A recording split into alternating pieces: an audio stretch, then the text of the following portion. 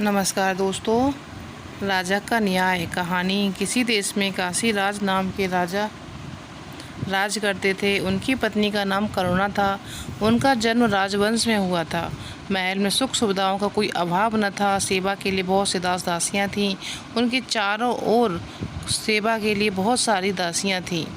किसी भी सुख सुविधा का कोई अभाव नहीं था। सेवा के लिए बहुत सी दास दासियाँ हर समय उनके आगे पीछे दौड़ते थे।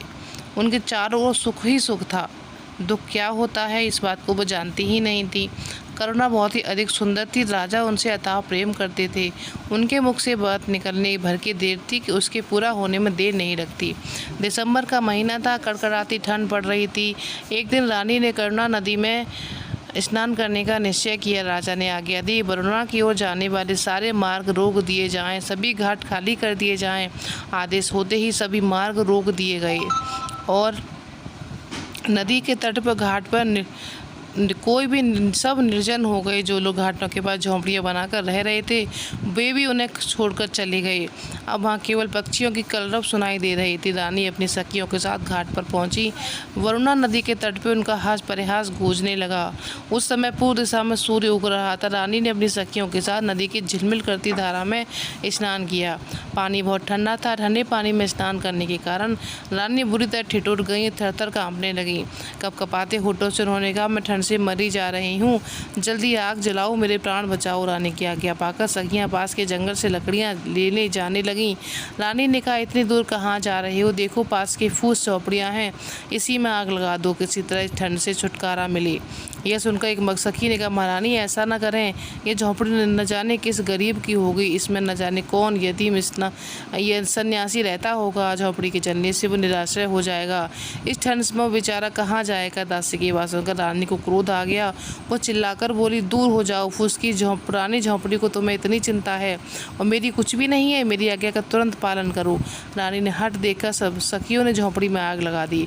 झोपड़ियाँ धू धू करके जल उठी। आग की लपटें आकाश छूने लगीं और नदी के किनारे खड़े पेड़ों पर बैठे हुए पक्षी कोलाहल करते हुए आकाश में उड़ गए। आग की चिंगारियां एक झोंपड़ी से दूसरी झोंपड़ी पर गिरने लगी।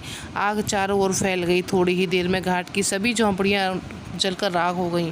ठंड से कांपती रानी को आग की लपटों की गर्मी बहुत अच्छी लगी। आग तापकर रानी अपनी सखियों के साथ हास परिहास करती हुई राजमहल लौट आई। अगले दिन काशीराज अपनी राज्यसभा में न्यायासन पर बैठे ही थे कि जिनकी झोंपड़ियां रानी ने जलवा दी थी वे राज दरबार में आ पहुंचे। रोते हुए रुंधे गले से उन्होंने राजा से अपनी दुख भरी कहानी सुनाई। अपनी प्रजा की बातें सुनकर राजा का सिर लज्जा से झुक गया। उनका चेहरा क्रोध से तमतमा उठा। वे सभा से उठकर एकदम राजमहल में चले गए। रोषपूर्ण स्वर से राजा से कहा, रानी तुमने निर्दोष दीन दुखियों के घर जला दिए, ये तुम्हारा कैसा राजधर्म है? यह सुनते रानी रूठकर बोली, उन फूस की पुरानी टूटी फूटी झोंपड़ियों को आप घर कह रहे हैं? उनके न रहने से किसी को क्या हानि हो सकती है?